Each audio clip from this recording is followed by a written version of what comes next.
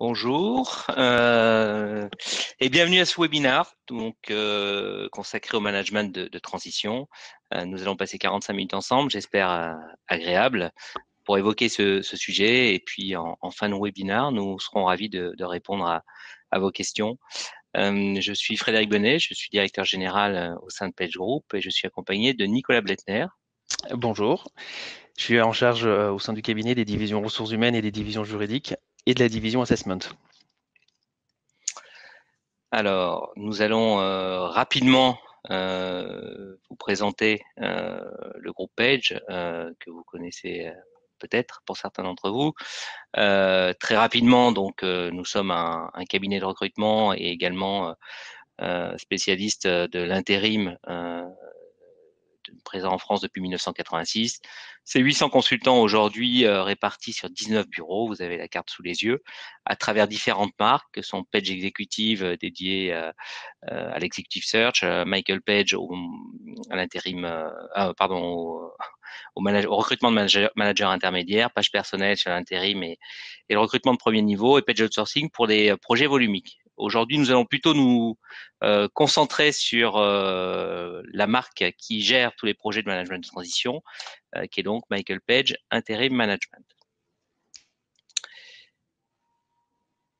Pour démarrer, là je vais un petit peu trop vite, excusez-moi, je pense qu'il est utile de définir ce que l'on entend par le management de transition.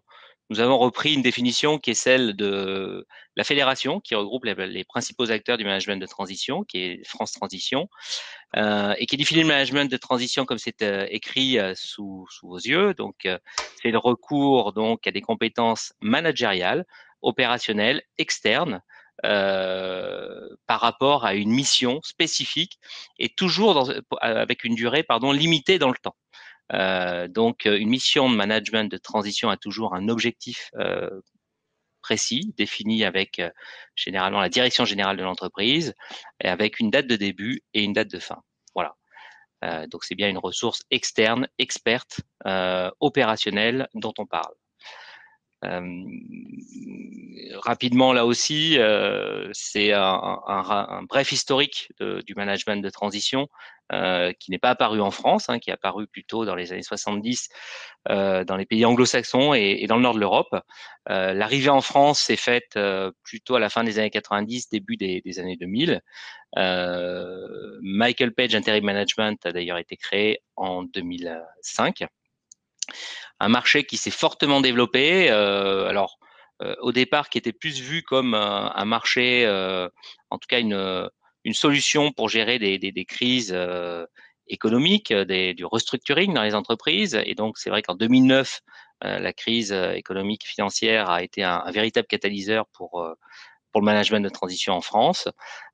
Et depuis, l'accélération se poursuit, puisque aujourd'hui, une étude de Xerfi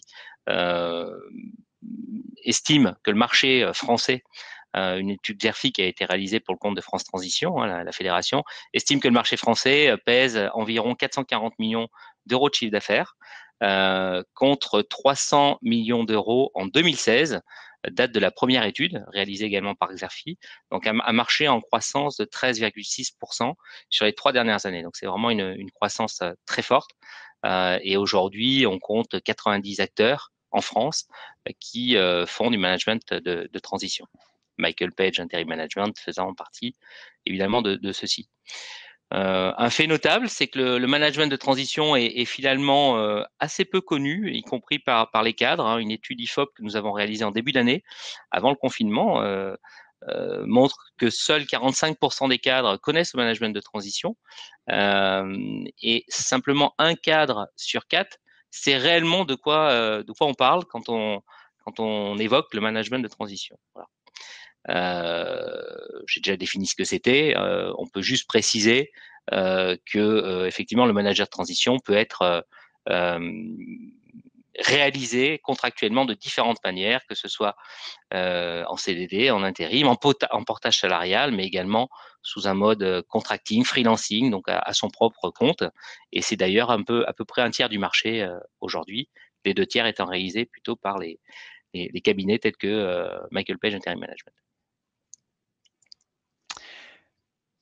Alors, tout à fait. Ce qui est intéressant aussi, c'est de voir exactement finalement à qui s'adresse aujourd'hui le management de transition. Il y a un portrait un peu type aujourd'hui du manager de transition tel que défini toujours par France Transition, avec plutôt une population de managers de transition qui ont entre 50 et 60 ans, pour 57% d'entre eux. Et puis ce qu'on remarque aussi, c'est une vraie accélération, un vrai rajeunissement des cadres qui se positionnent sur ce type de projet, puisque 22% des gens qui réalisent des missions de management de transition ont aujourd'hui entre 40 et 50 ans, ce qui est une proportion qui augmente d'année en année et qui intéresse aussi de façon beaucoup plus dense les interlocuteurs qu'on rencontre, qui sont même pour certains en train de s'orienter sur une carrière véritable de manager de transition et pas par une opportunité de management de transition.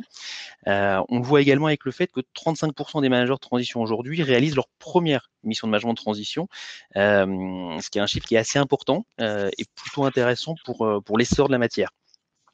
Alors, il y a un certain nombre de qualités qu'on attend sur les profils de managers de transition.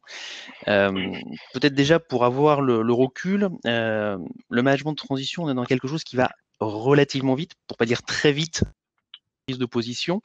Ça nécessite en préalable d'avoir un collaborateur qui est disponible immédiatement.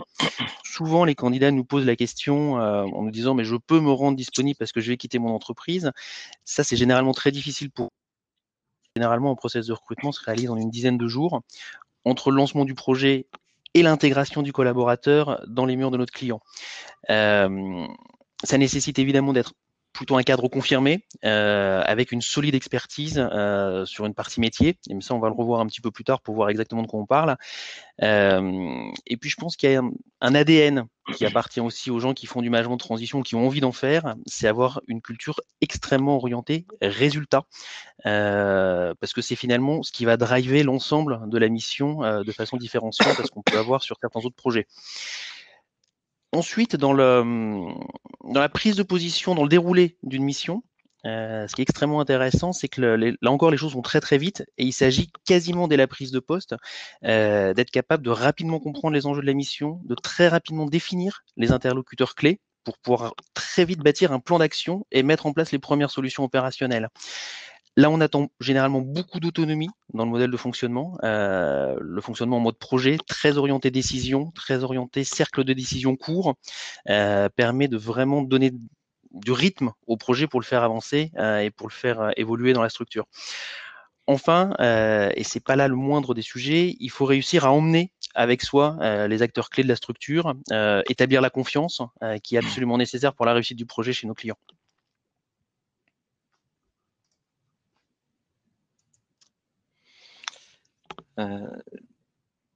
Là, on s'est un petit peu, on a été un peu trop vite, pardon. Au-delà donc du portrait robot que Nicolas a décrit, à qui s'adresse, quel type d'entreprise, quel domaine d'activité s'adresse le management de transition? Bien, on se rend compte que le management de transition, du fait de sa croissance, s'adresse aujourd'hui quasiment à tout type d'entreprise et tout domaine d'activité, même si l'industrie reste encore majoritaire, avec plus de 50% des missions qui sont réalisées dans le secteur industriel. Alors, ça ne veut pas dire forcément sur les métiers de l'industrie, puisque la majorité des missions se fait encore aujourd'hui au sein des directions financières. C'est vrai que les directions financières, c'est historiquement un peu le berceau du management de transition. Mais aujourd'hui, on retrouve effectivement des domaines d'intervention très variés. Je parlais des directions financières, évidemment, mais également le domaine RH, que connaît très bien Nicolas, ainsi que juridique et fiscal. On retrouve évidemment l'industrie, achat supply, et puis des secteurs nouveaux comme banque et assurance, ça existe depuis quelques temps quand même, mais plus récemment aussi tout le secteur du public et du non-profit, hein, donc tout le monde associatif qui se développe également qui se tourne également vers le management de transition et de plus en plus, c'est très intéressant, c'est une nouvelle tendance. Les métiers du marketing, du digital, de la communication, du commercial au sens large, on pourrait penser que c'est effectivement aussi un poids lourd dans le management de transition. C'est pas le cas, pas encore. Aujourd'hui, c'est encore une division ce sont des métiers, pardon, qui peinent à percer dans le management de transition, même si il y a une accélération autour notamment de tout ce qui est transformation digitale, évidemment. Après, on voit que le management de transition s'adresse à tout type d'entreprise, hein, et principalement PME, ETI, ce qui explique aussi pourquoi on retrouve toutes ces fonctions dans le management de transition.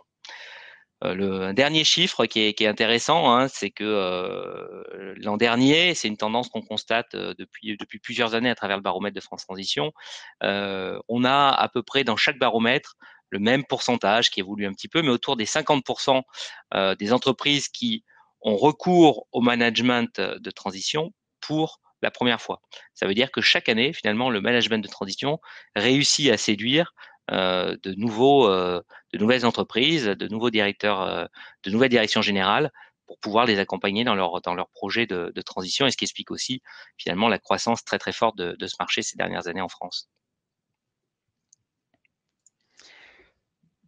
Alors, ce qui est intéressant, c'est que le management de transition aujourd'hui, ça répond vraiment à 4 cœurs de métier ou 4 typologies de situations qu'on va retrouver sous ce graphique. Là encore, qui nous permettent d'avoir une vision un peu globale, hein, finalement, des situations d'intervention. Alors, on imagine souvent le management de transition lié à la crise ou à des enjeux de restructuring. Ce n'est finalement que 11% des missions de transition qui sont aujourd'hui réalisées en France. Vous avez 33% qui sont pour de la gestion de projet, vous avez 27% qui sont dans la conduite de projet, et puis vous avez un tiers des missions qui sont du management de relais. Et ça, c'est probablement quelque chose d'intéressant et de méconnu. Frédéric tout à l'heure disait qu'on connaissait mal le management de transition. Le management de relais, c'est le remplacement d'un cadre sup ou d'un cadre de direction d'une entreprise juste sur un simple remplacement, sans forcément qu'il y ait un projet qui soit complexe derrière, mais l'absence d'un patron de département, c'est déjà une mission de management de transition. Et ça, je pense que vous l'avez croisé beaucoup de fois dans vos parcours, dans vos entreprises. On a déjà besoin de gens qui sont très rapidement opérationnels et experts pour pouvoir intervenir sur ces sujets. Autre statistique qui est assez intéressante, la durée moyenne d'une mission de transition, c'est 7 mois. 7 mois, c'est le temps sur lequel on a véritablement la main pour faire bouger les choses avec les entreprises, mais on a des missions qui débutent généralement à partir de 3 mois. En dessous, c'est finalement très peu probable ou très très très rare. Et puis, c'est des missions qui peuvent s'étaler généralement jusqu'à 18 mois pour que vous ayez un petit peu l'amplitude globale des projets sur lesquels on intervient classiquement sur le management de transition. Si on va un petit peu plus en avant, peut-être pour donner un peu corps à ces statistiques qui sont un peu froides ou qui permettent pas forcément de visualiser exactement ce qu'on peut faire matière par matière, dans les ressources humaines, ce qu'on va souvent avoir comme enjeu de transition, c'est la création d'une entreprise ou d'une filiale d'entreprise qui s'installe en France ou qui se crée ex nihilo. Et là, pour le coup, pour commencer, pour lancer les choses, pour bâtir, on a souvent besoin d'un manager de transition. On accompagne également souvent la transformation ou la performance des départements RH dans des enjeux sur lesquels on a besoin souvent de faire intervenir des gens beaucoup plus en transversal dans les organisations. On l'évoquait également tout à l'heure, il y a évidemment une phase de restructuring, tout ce qui est PSE, PDV, fermeture de structure, cession d'entité. Et puis le fameux remplacement du collaborateur que j'évoquais tout à l'heure, que je trouve intéressant de toujours avoir en visibilité.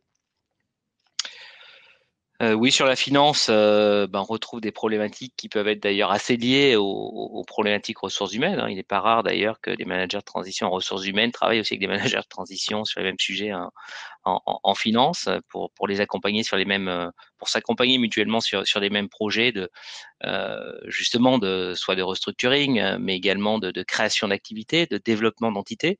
Après, si on rentre dans le détail plus de la finance, on est sur alors actuellement, effectivement, on est proche des problématiques de cash flow dans les entreprises, hein, donc il y a beaucoup de missions qui tournent autour de l'optimisation du BFR, de tout ce qui est refinancement voire recapitalisation. On est aussi sur des projets très fréquents l'an dernier de mise en place de centres de services partagés, hein, de CSP, évidemment d'ERP pour piloter la fonction finance, de mise en place de KPI dédiés aussi au développement de l'entreprise, etc., etc. Donc le champ d'intervention dans le domaine de la finance est très large et va d'une direction financière globale à tous les départements, toutes les fonctions qu'on peut retrouver de la compta au contrôle de gestion en passant par la trésorerie, voire parfois même la communication financière. Donc c'est très très large. Tout à fait. Sur la partie juridique, on a également tout ce qui est gestion des opérations d'M&A, typiquement les opérations de fusion-acquisition, tout ce qui est mise en place de règles de compliance, avec notamment la RGPD il y a quelques temps, sur lequel nos équipes ont beaucoup été sollicitées. Et puis tout ce qui est la création de fonctions, fonctions juridiques, fonctions fiscales dans les entreprises, c'est typiquement des enjeux de management de transition. Voilà, ensuite, on a cité supply chain, on aurait aussi pu parler des opérations. Là, on est plutôt dans le domaine industriel, supply et achat. Là aussi, il y a énormément de missions aujourd'hui. On parle d'industrie 4.0 dans le cadre de mise en place de projets d'industrie 4.0. Évidemment, les managers de transition sont extrêmement recherchés, sont également recherchés dans tous les sujets d'excellence opérationnelle. On est vraiment au cœur souvent de l'actualité finalement de l'économie au sens large, et le manager de transition doit apporter rapidement cette expertise qui peut manquer à l'entreprise dans ces projets de transformation souvent urgents, notamment en ce moment avec la pandémie.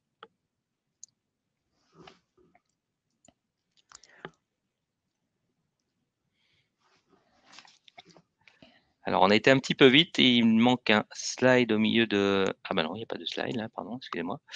Là, on voulait vous faire un éclairage finalement sur la situation actuelle. Justement, je viens de parler de crise sanitaire. Donc, comment évolue le management de transition dans cette nouvelle situation qui s'impose à nous depuis quelques mois. En introduction, on disait que le management de transition bénéficie souvent de crises, des crises économiques, financières, telles qu'en 2008-2009, pour franchir un palier et devenir encore plus présent dans les schémas de décision des chefs d'entreprise. Bon, pour être tout à fait franc sur la première partie de l'année, si le premier trimestre a été dans la même en ligne avec la croissance des années précédentes, le deuxième trimestre a forcément marqué un pas dans le développement, avec assez peu de nouveaux projets. À noter quand même que la plupart des missions qui ont démarré avant le confinement se sont poursuivies. Très peu d'annulations. Donc nos experts, nos managers de transition avaient tous les outils pour poursuivre, souvent en home office, leur mission et avec succès. Par contre, c'est vrai que les nouveaux projets étaient un peu moins nombreux depuis le confinement. Il y a quand même eu une évolution parmi les nouvelles missions sur la typologie. On parlait de management relais, gestion de crise, etc. Là, actuellement, on est plus sur de la gestion du changement et du management relais. À noter que les missions liées à la gestion de crise, au restructuring, restent pour l'instant très minoritaires. Espérons que ça soit encore le cas dans les prochains mois. Ça voudrait dire que les acteurs économiques en France s'en sortent plutôt bien. Mais bon, il est à craindre que effectivement ce type de mission repointe un peu plus le bout de son nez dans les prochains mois. Et puis, comme dans chaque crise, il y a aussi des acteurs qui sortent renforcés des crises qu'ils peuvent traverser, avec plein de nouveaux projets de développement, d'acquisition. Donc, on a aussi déjà, d'ores et déjà, des missions, de nouvelles missions qui arrivent pour accompagner ces acteurs dans cette logique de transformation, de changement de leurs activités liées à la nouvelle donne sanitaire et économique.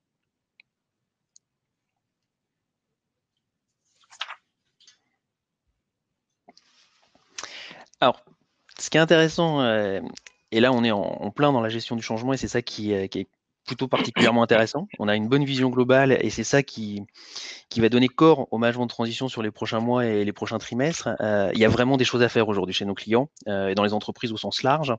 On parlait en ouverture de ce webinaire de l'intérêt pour les carrières de tout un chacun de s'orienter vers le management de transition.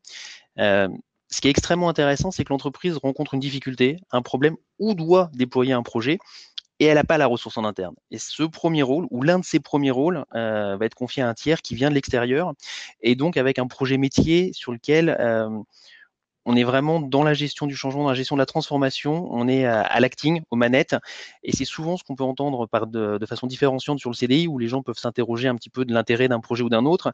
Là, il y a vraiment des cercles courts de décision, des gens extrêmement opérationnels dans les projets, et donc du coup, c'est des choses qui vont avancer extrêmement vite, et par la qualité des gens qui seront recrutés sur ces projets. Euh, c'est vraiment, je trouve, l'élément le plus différenciant parce qu'on est dans le projet stratégique de l'entreprise, voire dans les projets vitaux de la survie de l'entreprise. Et c'est en ça que le manager de transition prend tout son sens. On est dans un projet qui est extrêmement concret, avec des objectifs qui sont clairs, définis, timés. C'est ce que disait Frédéric tout à l'heure, et c'est vraiment, je trouve, ce qui en fait l'essence pour fonctionner en mode projet. Il y a également un enjeu qui est extrêmement intéressant, c'est qu'en fonctionnant comme ça, en étant dans une culture très orientée résultat, on désinhibe un peu la fonction de toute la dimension politique de l'entreprise. L'enjeu, c'est l'action, c'est le résultat, c'est le déploiement du projet ou la solution d'un problème donné. Et du coup, on est beaucoup plus opérationnel, beaucoup plus dans le déploiement du projet. Il y a également des cercles de décision qui sont extrêmement courts dans ce fonctionnement, très proche d'une direction générale, pas 1000 validants qui rentrent dans les différents sujets de mise en action. Et c'est tout le jeu du manager de transition de pouvoir être en interaction fine et très rapidement déployer la volonté d'une direction générale qui se retrouve parfois un petit peu engluée dans l'ensemble du fonctionnement de son entreprise normale. Enfin, et je trouve que c'est probablement le deuxième élément le plus intéressant pour les managers de transition, c'est l'occasion de choisir ces projets, de choisir les missions qu'on veut faire, celles qu'on éventuellement on peut refuser, les contextes, les formats d'intervention. On peut également multiplier les secteurs d'activité, ce qui permet pour le coup, avec 5-6 missions de transition qui s'enchaîneraient un petit peu les unes derrière les autres, de pouvoir découvrir beaucoup plus de typologies d'entreprise, beaucoup plus de façons de faire, beaucoup plus de gestion de projet, et donc vraiment de multiplier les cordes à son arc, d'un point de vue employabilité évidemment d'un côté, et puis d'un point de vue très simplement plaisir d'action. Et je trouve que c'est vraiment là que se font les grosses différences et les gros intérêts d'un point de vue métier-carrière. Merci Nicolas. Et puis pour compléter, parce que certains d'entre vous n'ont peut-être jamais fait de management de transition et s'ils sont présents à ce webinaire, c'est pour savoir s'il est possible de faire du management de transition quand on n'en a jamais fait. Bah, évidemment, il faut forcément une première mission et sachez que généralement, hein, c'est des chiffres que nous on constate chez Michael Page Interim Management, mais qui sont partagés par la profession assez largement. Il faut savoir sur l'intégralité des missions qui ont été réalisées l'an dernier et y compris lors du premier semestre de cette année. Le chiffre varie un petit peu, mais on est entre 35 et 40% de missions de missions de transition qui ont été réalisées par des managers de transition qualifiés de primo-accédants. Hein. Le terme n'est peut-être pas très beau, hein, j'en suis désolé, mais ça veut dire que ces managers de transition n'avaient jamais effectué de management de transition avant cette première mission. Donc il faut toujours une première mission et comme vous le voyez, c'est une proportion qui est vraiment 35 à 40% non négligeable. Voilà, il faut évidemment avoir le bagage technique et puis le savoir-être, etc., qui est nécessaire, hein, et le côté opérationnel qui est forcément nécessaire et adapté au contexte de la mission. Mais à partir de là, tout est possible sans être un manager de transition chevronné. Évidemment, les managers de transition chevronnés peuvent aussi enchaîner peut-être un peu plus facilement les missions de transition. Mais voilà, c'est un marché qui est encore aujourd'hui très ouvert, en forte croissance et qui a besoin de se développer à la fois par de plus en plus d'entreprises hein, qui découvrent et qui sont séduits par cette solution, et puis de candidats qui deviennent managers de transition, parfois par hasard au départ, voire souvent par hasard, pour être honnête, et qui sont séduits par cette nouvelle manière de justement d'aborder sa carrière. Voilà. J'imagine qu'il y aura quelques questions sur le sujet auxquelles nous serons ravis de répondre puisque notre présentation prend fin. Vous pourrez retrouver des compléments d'information autour du management de transition sur différents liens qui s'affichent, hein, essentiellement sur notre site michaelpage.fr avec un espace dédié au management de transition et notamment un guide du management de transition qui a été édité cette année et qui est mis à jour en permanence avec des cas concrets pour expliquer et rentrer plus dans le détail de business case, de management de transition sur lesquels nous sommes intervenus et le témoignage des managers de transition que nous avons fait intervenir. Et puis après, on va dire des informations plus globales aussi sur le marché du travail en France, évidemment. Et pour terminer, ben, vous pourrez aussi, dans quelques heures, accéder, si vous le souhaitez, au replay de ce webinaire, que ce soit sur le site de Webikeo ou sur le site de Michael Page également. Voilà. Alors j'étais en train de lire les questions qui arrivent doucement sur la partie chat. Il y a une première question qui va tout à fait dans le sens des nouveaux arrivants sur le marché, de Jean-Christophe, qui nous demande quel est le statut idéal pour un primo-accédant d'un point de vue contrat de mission, du portage, du CDD ou autre. C'est une bonne question. Et c'est une question qui n'est pas que liée au candidat manager de transition. Frédéric l'a dit tout à l'heure, il y a plusieurs formes de contrats qui sont possibles, que ce soit le CDD, l'intérim, le portage, le freelance. Par facilité, on va souvent utiliser le format d'intérim parce que c'est un système qui est extrêmement normé, facile d'utilisation pour l'entreprise. Mais il faut partir finalement de la problématique de l'entreprise initiale et des contraintes auxquelles ils sont soumis. La première question qu'il faut se poser, c'est est-ce qu'il faut que le collaborateur soit sur le payroll de l'entreprise, appartenant d'une certaine façon à l'entreprise et donc avec un format de CDD. Je pense notamment à tout un enjeu de pouvoir de signature, par exemple. Négocier un accord et pas être salarié de l'entreprise, c'est une problématique, donc il faut pouvoir le gérer. Ou éventuellement, est-ce qu'il faut que le salarié ne soit pas sur le payroll de l'entreprise pour des questions de budget, pour des questions de contraintes liées à PSE ou autres. Et dans ce cas-là, évidemment qu'un format intérim, un format freelance, un format de management de transition différent peut être la bonne forme. Donc c'est toujours un sur-mesure. Il n'y a pas forcément d'idéal. Pour un candidat qui n'a pas monté sa structure, le plus simple est le CDD ou l'intérim, parce que c'est ce qui finalement est le plus usuel et le plus facile à faire fonctionner. Pour les collaborateurs qui ont monté leur structure, on peut faire une facturation sur l'entité juridique de l'entité concernée et puis faire finalement une relation tripartie. Et in fine, on peut également, lorsque c'est nécessaire et que c'est une volonté de l'entreprise, nous-mêmes faire porter un collaborateur en freelance et mettre à disposition dans des cas très spécifiques et très ciblés. Voilà, j'espère que ça répondra à la question de Jean-Christophe. J'enchaîne avec une question de Fabien qui nous demande si effectivement l'IT, l'informatique, fait partie des missions en management de transition. C'est vrai, on n'en a pas beaucoup parlé. Pour autant, justement, je revérifiais les chiffres. Vous avez raison, 12% aujourd'hui des missions de transition qui concernent le domaine IT. Alors sur des fonctions plutôt de haut niveau, on reste dans le management de transition, donc avec forcément une expertise une compétence managériale élevée, sachant qu'il y a un autre marché que l'on traite également via une marque qui s'appelle Page Consulting, mais c'est un autre sujet, ça pourrait donner lieu à un autre webinaire, qui est effectivement tout le marché des freelances en IT. On sait que de nombreux développeurs font le choix aujourd'hui de se tourner vers le contracting ou ce projet freelance. Mais est-ce que c'est vraiment du management de transition? Oui, on utilise la structure juridique du portage ou du freelance, mais on n'est pas forcément sur des sujets aussi stratégiques que doit aborder un manager de transition.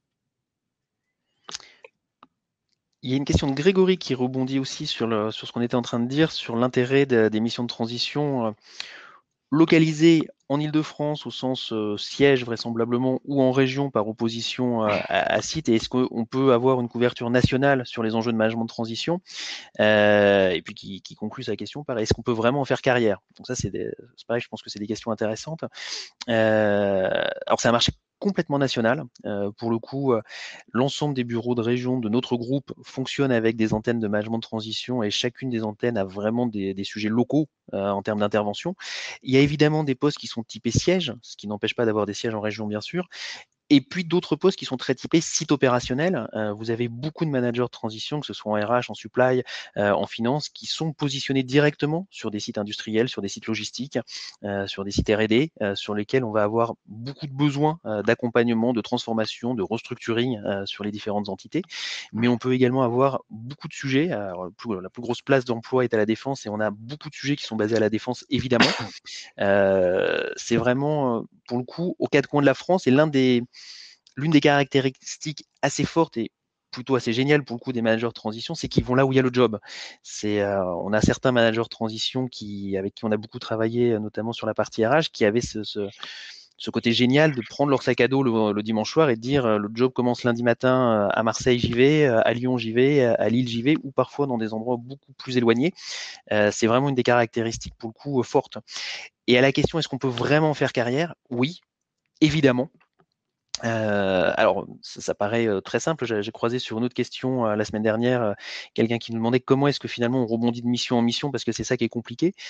C'est un peu finalement le rôle d'un cabinet comme le nôtre d'accompagner un certain nombre de managers de transition dans les rebonds de mission en mission, de telle façon à éviter le plus possible la position un petit peu d'intercontrat, et de se retrouver systématiquement avec un nouveau projet, une nouvelle entreprise qui va les accompagner dans l'étape d'après. Dire que c'est facile, ce serait un petit peu ambitieux, mais les gens qui choisissent de s'engager pleinement dans une dimension de manager de transition, d'en faire exclusivement carrière et donc d'une certaine façon de renoncer complètement à la dimension CDI pour être vraiment dans cet acting, oui, clairement, on a pas mal de managers de transition qui y travaillent au quotidien. Il faut évidemment travailler son réseau pour pouvoir avoir une interaction. Un cabinet de recrutement comme le nôtre peut être un apporteur d'affaires conséquent, mais ne peut pas être l'exclusif apporteur d'affaires. Beaucoup d'offres de transition sont également dans ce qu'on va appeler le plus le marché noir. Ça nécessite vraiment d'être en contact, en réseau et en échange permanent avec un certain nombre de dirigeants d'entreprise en parallèle pour pleinement pouvoir y faire carrière. Et pour compléter, Nicolas, ce que tu dis dans ta réponse à Grégory, parce que c'est vrai qu'on a donné beaucoup de chiffres et autant être précis jusqu'au bout sur la couverture géographique, faut savoir que là aussi le chiffre évolue assez peu, même s'il y a de plus en plus de missions en région. Mais aujourd'hui, en tout cas sur le premier semestre, 54% des missions de transition ont été réalisées en Île-de-France et donc par défaut 46% en région. Voilà. Alors, est-ce que c'est suffisant? J'en sais rien. Pour Grégory, probablement pas assez. Mais voilà. Et parmi les régions dominantes, hein, il y a 15% d'émissions qui ont lieu en région Rhône-Alpes-Auvergne. Voilà. Mais toutes les régions sont représentées et c'est vrai que les poids économiques sont relativement respectés. Et comme le disait Nicolas, c'est vrai qu'un manager de transition doit quand même aussi être mobile parce que ça fait partie des avantages ou des contraintes, hein, selon comment on se situe, de justement devoir être mobile pour aller là où se trouvent les missions, hein, tout simplement. Mais sachant que c'est toujours une durée limitée et que il ne s'agit pas forcément de déménager, mais d'organiser. Et souvent, c'est accompagné par nos clients, l'accompagnement géographique sur une durée déterminée. Tout à fait. Il y a une double question qui tombe en parallèle. Alors Thierry qui nous dit comment se faire référencer en management de transition, comment se faire connaître. Et puis, a priori, une question de Denis qui dit est-ce qu'un refus peut vous blacklister, vous griller entre guillemets du marché? Là encore, je reprends ce que j'ai dit juste avant. Un cabinet de recrutement comme le nôtre, c'est vraiment quelqu'un qui va évaluer les collaborateurs, qui va les accompagner dans leur projet ou leur envie professionnelle et leur donner un certain nombre d'options, de missions, de projets. Et c'est vraiment pour le coup un travail en binôme. Alors, est-ce qu'on peut se griller ou se faire blacklister à refuser une mission? Très honnêtement, je ne crois pas. À condition toujours d'avoir une explication extrêmement claire, extrêmement structurée et partagée avec le consultant. Pour faire simple, participer à un process de recrutement, rencontrer un client et puis la décliner parce qu'on n'est pas en phase, parce qu'on n'a pas le feeling ou parce qu'on n'a pas envie de partir dans, in fine, la réalité du projet qui est présenté, je ne pense pas que ce soit un sujet d'être blacklisté. En revanche, ce qui est certain, c'est qu'une mission qui est acceptée, qui est débutée, qui est lancée, En sortir de façon non prévenue, non partagée, non concertée, évidemment, ça c'est un gros problème. Alors c'est un problème d'un point de vue cabinet de recrutement, évidemment, mais ça c'est le petit morceau du problème. Le gros morceau du problème, c'est la gestion de la problématique de notre client sur lequel le chef d'orchestre finalement lâche prise. Et là, pour le coup, on est en très grande difficulté dans une relation tripartite. Et puis, comment se faire connaître sur le marché? Je pense qu'il faut de prendre le temps de rencontrer les acteurs du management de transition, se faire connaître par les cabinets qui sont vraiment les bons intermédiaires et établir vraiment une discussion franche, directe avec les consultants que vous rencontrez, dont c'est le métier de pouvoir porter votre parcours, vos compétences, vos points différenciants qui vont vous donner de la valeur sur ce marché du management de transition, et puis du coup avoir un échange régulier avec eux pour pouvoir rebondir de façon efficace sur les différents projets.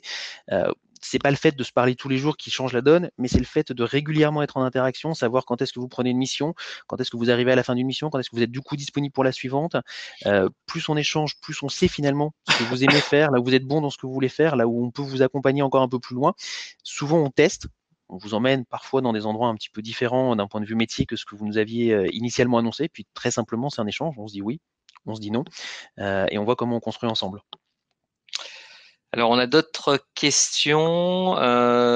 Sébastien nous demande s'il y a du management de transition en direction générale. Oui, c'est 10% du marché. C'est pas énorme finalement, même si c'est la partie souvent la plus connue et on a tous en tête quelques stars du management de transition qui ont contribué au retournement ou au succès de la transformation de certaines entreprises. Mais par définition, comme les fonctions de direction générale en entreprise, ce sont des missions qui sont un peu plus rares, mais évidemment très intéressantes. Nous avons aussi une question anonyme de quelqu'un qui connaît bien le management de transition et qui s'interroge sur la tranche d'âge 50-59 ans et savoir si chez Michael Page Interim Management, on est en phase, nous aussi, avec ce chiffre, c'est-à-dire est-ce que majoritairement nos managers de transition sont dans cette tranche d'âge. Oui, évidemment, sachant que au-delà de 60 ans, c'est 20% du marché. Hein, donc, quand on cumule plus de 50 ans et plus de 60 ans, c'est-à-dire au-delà de 50 ans, c'est 77% du marché. Donc, on a forcément, au-delà du fait que c'est totalement interdit, pas envie de se couper de tout ce marché et tous les managers de transition de tous âges. C'est aussi l'intérêt du management de transition. Je pense que c'est aujourd'hui une réponse que beaucoup de politiques se posent sur l'emploi des seniors. Je pense que le management de transition, c'est évidemment une réponse que l'on peut apporter aux seniors, mais aussi aux entreprises qui ont réellement besoin de cette expertise. Voilà. Après, évidemment, on peut aussi, et le marché se développe aussi sur la tranche 40-50, progressivement, qui pèse un peu plus de 20% aussi aujourd'hui du marché. Mais c'est vrai que c'est de toute façon un marché d'expertise. Donc, je dirais que l'âge n'est pas vraiment un critère. C'est vraiment la nature de l'expérience, le profil et le savoir-être. Nicolas parlait du portrait robot du manager de transition, mais il y a aussi des avantages que procure le management de transition. Il faut vraiment avoir envie aussi de se projeter autour de ça, puisque forcément le positionnement d'un manager de transition est très différent dans l'entreprise de celui qui est en CDI. Voilà. Il y a une question qui ressort là de plusieurs personnes qui participent à ce meeting sur les missions à l'étranger. Qui regroupe du coup la question de la mobilité, mais peut-être un petit peu plus loin que simplement les frontières du territoire. Alors, évidemment qu'il y a des missions de management de transition à l'étranger, bien sûr. Notre groupe est organisé avec un fonctionnement par pays, ce qui fait que souvent quand même les missions sont pilotées pays par pays. Mais on peut avoir des managers de transition qui sont basés en France pour un client en France, qui ont des interactions et des déplacements avec l'étranger. Ça nous est évidemment arrivé dans le passé. Il y a toujours un enjeu de sécurité du salarié quand il est sous un format intérim management rattaché au payroll de Michael Page. Sur ces sujets-là, il y a des contraintes légales qui nous emmènent dans certains cas. Mais là encore, c'est des sujets qui peuvent avoir évidemment des interactions avec les groupes avec lesquels on travaille, parce que vous avez parfois un certain nombre de sujets qui découlent sur des pays étrangers. Et donc oui, vous pouvez avoir beaucoup d'enjeux de déplacement qui peuvent se faire à un niveau européen ou à un niveau monde. Ça nécessite un petit peu de prévenance et d'anticipation, parce qu'il y a beaucoup de questions d'assurance qui doivent être prises en charge derrière. Mais oui, on en a, et on en a pas systématiquement, mais ça fait probablement partie de 10-20% des missions sur lesquelles on peut intervenir. Cette notion de déplacement, pardon. On a d'autres questions autour des prises en charge des frais de mobilité, justement, dont on parlait, ou du mode de facturation, finalement, pour des indépendants. Vous parlez de TJM, etc. Donc, encore une fois, il faut raisonner finalement quelle est votre valeur, quel est votre prix par rapport à une mission. Et c'est vrai qu'il faut raisonner un petit peu différemment que le salaire annuel dans le cadre d'un CDI. Euh, pour vous donner un chiffre, aujourd'hui, le TJM moyen d'un manager de transition, TJM c'est taux journalier moyen, hein, donc c'est-à-dire la facturation jour, est de un peu plus de 1200 euros. Voilà. Alors l'équivalent salaire, il y a plusieurs débats là-dessus. On va dire qu'on est autour des 120 à 140 000 euros annuels. Je ne sais pas si tu es d'accord avec moi, Nicolas, parce que c'est vrai qu'on échange régulièrement sur les équivalences. Tout dépend ce que l'on intègre comme avantage ou pas dans le package du CDI, mais voilà, ça pourra vous donner un ordre d'idée. Et vous pouvez soit intégrer finalement les frais, pour répondre à Jean-Marc, les frais de déplacement dans votre TJM, qui sera donc un petit peu majoré, soit réaliser, soit travailler aux frais réels, hein, et vous faire rembourser par l'entreprise. Et ça, c'est une négociation qu'il faut avoir évidemment avant de démarrer la mission. Tout à fait. Alors, juste peut-être pour préciser, je pense que ce qui est intéressant aussi de dire, c'est que généralement, on parle de management de transition, Dixit, la fédération du management de transition, à partir, en gros, de 75 000 euros de référent de salaire annuel version CDI, ce qui donne généralement un petit peu la position à partir de laquelle on fait véritablement du management de transition, on est soumis à des projets de management de transition. Il y a une question que j'ai vu passer, alors je ne l'ai plus sous les yeux, mais qui posait la question de savoir, y a-t-il beaucoup de missions en service juridique dans le domaine de l'immobilier? Alors ça, je trouve que c'est extrêmement intéressant par rapport à ce qu'on se disait un petit peu plus tôt. Un manager de transition, c'est quelqu'un qui met des cordes à son arc le plus possible. Si on veut faire carrière dans le management de transition, il faut évidemment ouvrir le plus de portes possible. Est-ce qu'il y a beaucoup de missions spécifiquement dans les directions juridiques, spécifiquement dans le domaine immobilier? Il peut y en avoir, mais je ne suis pas sûr qu'on puisse alimenter un collaborateur exclusivement sur ça. Et pour le coup, ce qui va être intéressant, c'est d'essayer de le plus possible ouvrir le champ des possibles par rapport aux différentes missions qui seront prises pour pouvoir sortir du monde de l'immobilier et pour pouvoir aller beaucoup plus largement sur l'ensemble des directions juridiques, tout secteur d'activité confondu.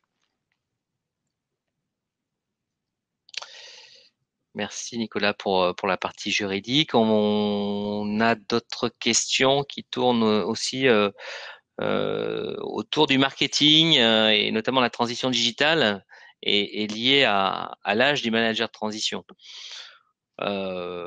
J'imagine que derrière cette question, c'est effectivement la transition digitale est plutôt pour les plus jeunes d'entre vous. Euh, je ne crois pas. Enfin, c'est encore une fois, c'est un marché euh, qui est émergent, hein, dans le management de transition, mais aujourd'hui, quand on intervient sur ces missions-là, on fait quand même appel à des experts. C'est toujours pareil. Il y a forcément une notion d'expertise, hein, et d'opérationnalité du manager de transition. Donc ça veut dire aussi beaucoup d'expérience.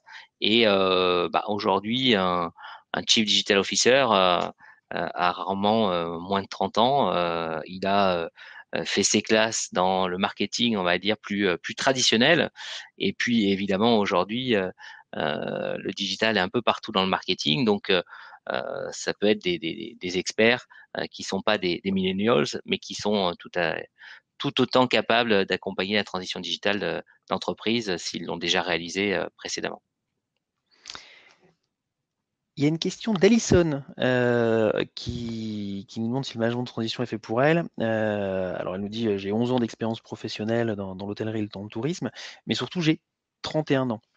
Et ça, je pense que c'est la vraie lame de fond, la tendance qui est intéressante. C'est il y a énormément de candidats qui aujourd'hui se disent il y a des projets intéressants dans le management de transition, parce que là encore, on est sur des projets extrêmement concrets, définis, timés, avec un jeu politique qui est très différent de celui du CDI en entreprise. Oui, définitivement, Alison, vous pouvez faire du management de transition à 31 ans, vous pourriez même le faire si vous en aviez 29, c'est pas tellement une question d'âge in fine. Si vous avez 10-11 ans dans les pieds de management de transition, que vous avez eu des projets un peu spécifiques et puis que vous êtes solide sur vos métiers, évidemment que vous pouvez répondre à des enjeux de management de transition, évidemment que vous pouvez intéresser une entreprise.